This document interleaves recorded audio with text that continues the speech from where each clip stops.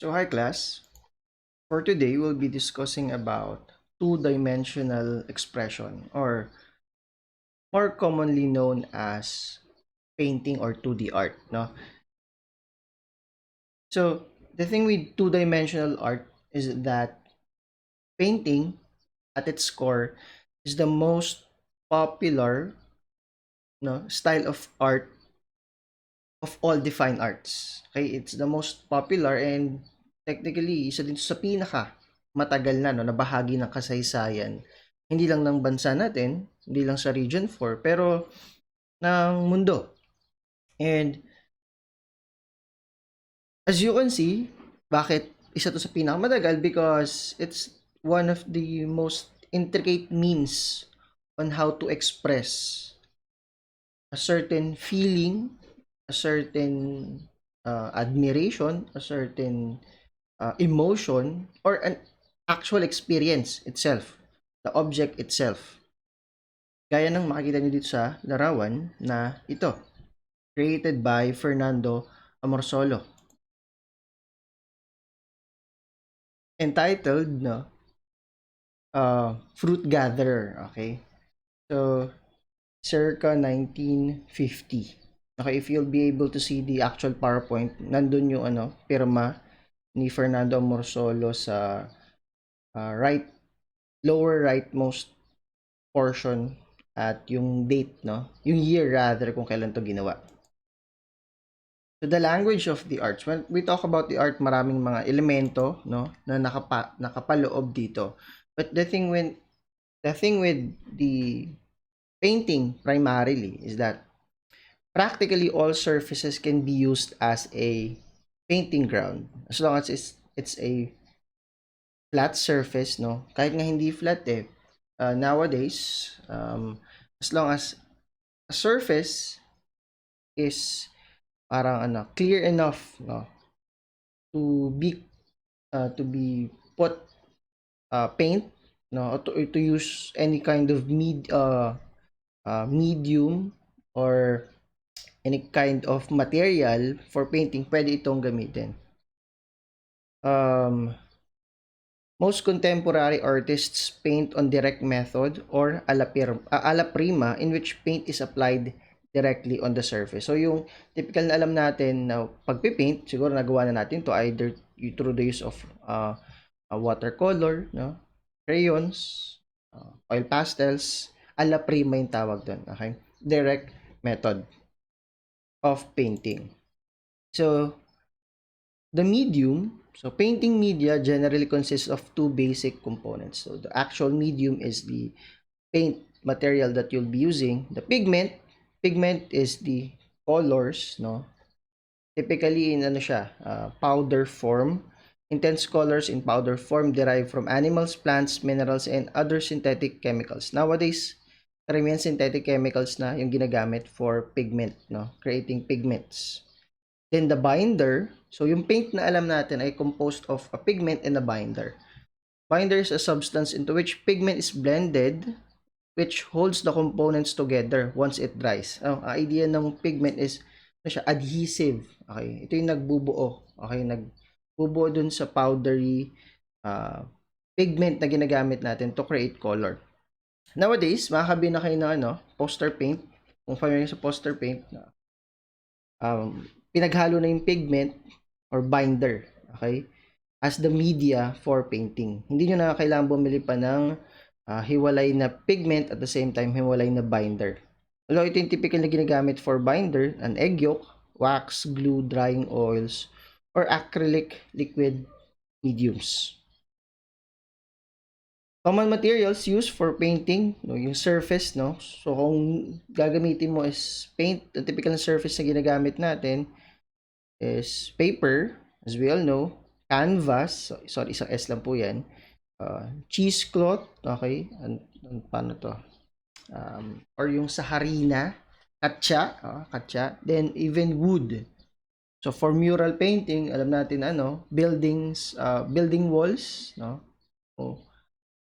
flat walls, ganyan ginagamit for mural. Or kung mahilig kayo graffiti, even tawag dyan, armchair, no? Armrests ng mga armchairs nyo.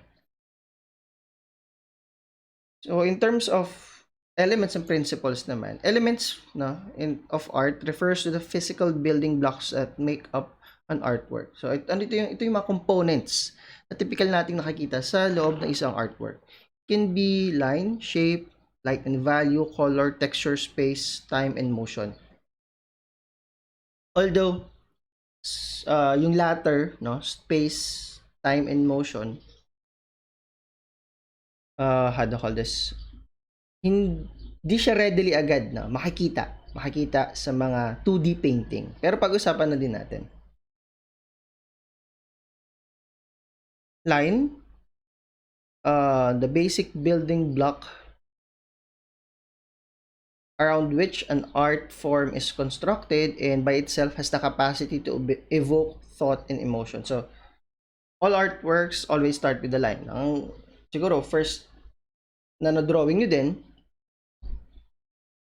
ay lines, or stick figures. Doon naman lagi nagsisimula. Yun yung start eh. And even lines, simple lines, or a series of lines can evoke your the thing that you want to share using artwork or the emotion. In mathematics, a line is a moving point with length, no width. In art, a line has both length and width. Gaya nung example na ito. Bawad. Ito din, simple lines kung tutusin, series of horizontal lines, vertical lines, curved lines, diagonal lines. However, because it has another component or element na nakapaloob dito, makikita natin na meron siyang buhay, may buhay na ginagawa. And typically, lines are used, when it comes to drawing or painting, lines are used to designate certain shapes. Yan pag-usapan natin mamaya. Or to emboss, emboss, parang palitawin yung mga importanteng areas, ng ating painting or artwork. So, a series of lines, yan, kita nyo, varieties of lines being used, curved lines, diagonal lines, and to some extent, even this, painting has a very observable and delicate use of lines that can even portray, again, emotion of that particular painting. Line has directions. Directions can be horizontal, vertical, diagonal, curved, or meandering. However, line's direction can describe spatial relationships in the world. A horizontal line may typically imply sleep or inactivity, and nakahiga. It may, so pag nakikita tayo ng horizontal na line sa isang painting or horizontal inclined na image sa isang painting or object sa isang painting, it may mean or imply inactivity. Vertical means yearning, aspiration, or defying gravity. Diagonal suggests movement. Curve suggests flowing movement. Okay? So, balikan natin to. If you can see, tawag dito, curved, diagonal line, pag point to point from his leftmost foot papunta sa kanyang ulo, we can draw a diagonal line which evokes, balikan natin dito, movement. So, alam natin that there's movement in this one. As for this one, we can draw a straight line, a vertical line, which can imply a certain sense of yearning on his or her part.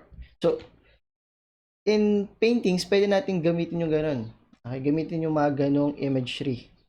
Pwede ito, pwede natin sabihin na meron ka nakikita ditong vertical, or rather horizontal, at it can mean na inactive yung elements or objects sa part na ito ng painting. Ganun yung way din natin na pag-interpret ng mga paintings. Curve lines, curve lines can show flowing movement. Typical na nakikita sa mga ganyan, no? Cloth, no? Clothing, yan. Curve lines, flowing movement. Line quality conveys emotional attributes. Line quality can also express a range of emotions, such as rage, toughness, or refinement. One single line is essentially two-dimensional in nature, but certain kinds of lines can indicate volume of three-dimensional object. Lalo kung halimbawa mahilig kayo or marunong kayong mag-caricature. A series of lines can evoke three-dimensionality. Lalo ko ito ay ginamit mo in a way that evoke a certain sense of spatial, no? Space or depth on the image. Gaya ng mga nasa larawang ito. A line has three primary functions: to create outline and shape, to create depth and texture, and to suggest, take note, suggest movement and direction. Not necessarily create movement, but to suggest the possible movement and direction that the painting wants to portray.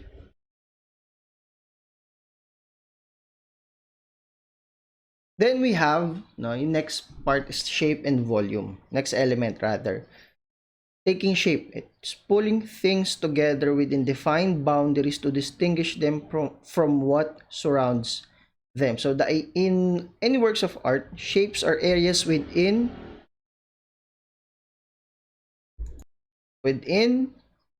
a composition that have boundaries that separate them from what surrounds them. Shapes makes these areas distinct. So when we start with a line, no, to create as the fundamental fundamental element, then through connecting, no, shapes are formed when intersecting or connecting lines in closest space, we create shape defines the boundaries within an artwork. Boundaries that are created by that specific object that you want to portray. Alam natin na pag ang apat na linyang ito ay nagsama-sama, ito isang parisukat, okay? Square. And it is a well-defined image or shape that we are aware of.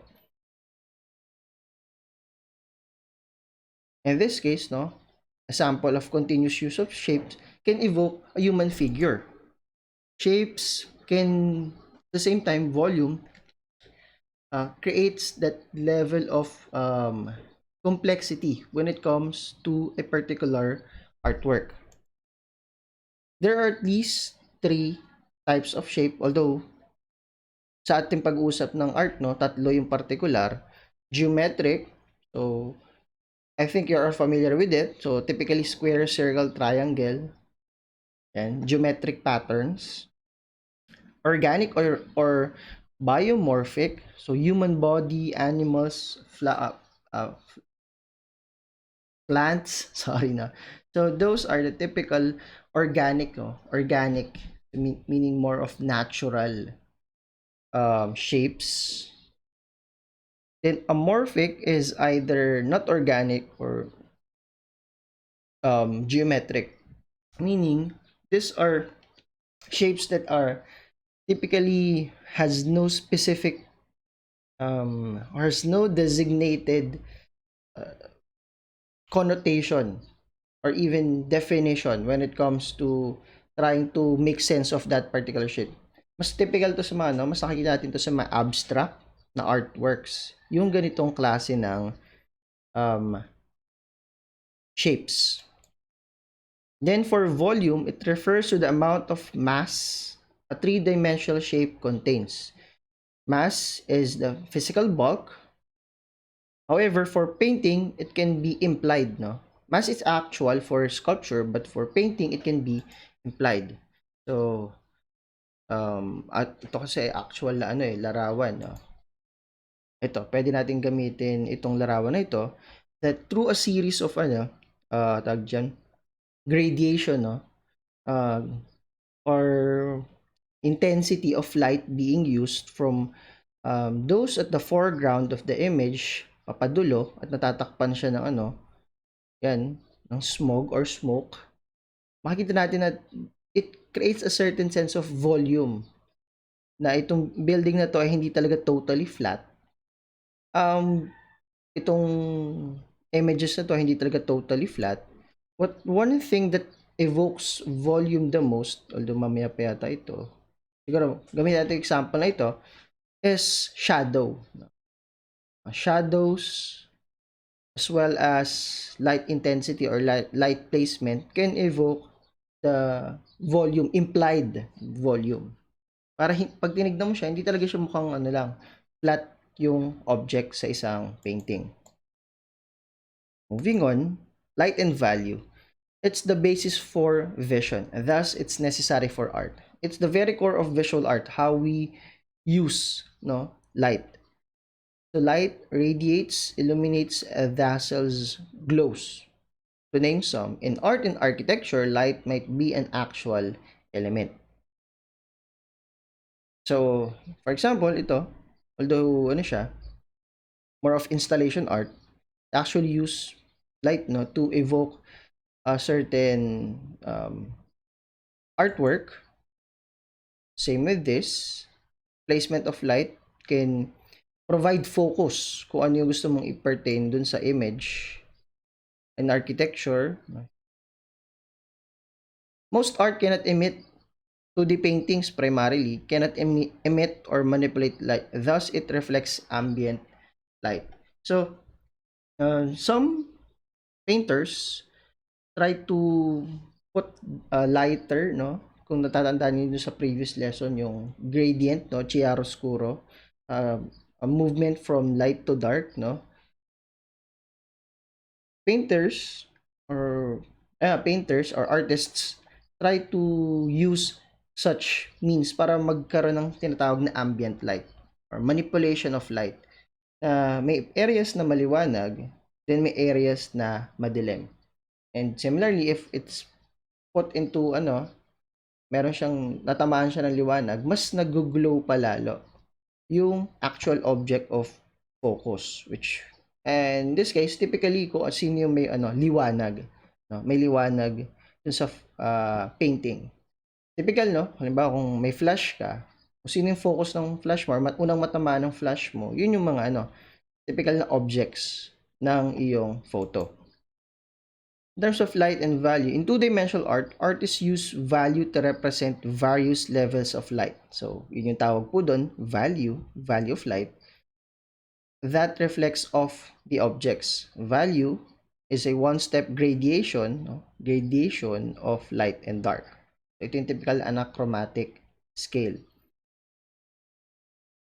Artists can carefully manipulate gradation in values to create the appearance of natural lights on objects, typically using shading or modeling. So, simple shading, halimbawa, nag-drawing kayo ng bilog, okay, drawing kayo ng bilog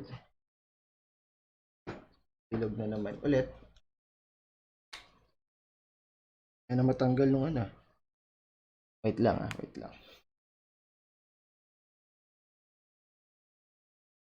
So, I'm not sure kung kita nyo. Malabo na pala yung marker ko. But, a series of when it comes to a circle, to try to create a certain sense of, ito, again, nabanggit ko kanina, volume, or dun sa image, you try to use shading, okay? To provide a focus kung nasan yung liwanag. So, kung nandito yung liwanag, at ito yung shaded na part, alam natin na merong certain sense of volume dito sa imahe. So to continue, shading plays a very important role on how to create an illusion of volume. Nakalagay dito, the ball illustrate the values creating the illusion of volume, okay, to a 2D artwork. In addition, light and value, the proper usage of such can arrange, or rather can express certain emotions too. Proper lighting can evoke a certain sense of serenity, peace, or even yung pinoportray na to. Okay? Pinoportray ng larawang ito. In sculpture and architecture, there may be a value difference depending on the angles at which light hits and reflects off their surfaces. So, kung sa 2D painting na halos isa, dalawa, o limited lang yung perspektibo na pinapakita gamit yung light and value, when it comes to sculpture or architecture, depende sa placement, no? Depende kung saan tumatapat yung araw o liwanag na tumatama doon. It can provide additional perspectives or even emotions doon sa inyong painting or artwork.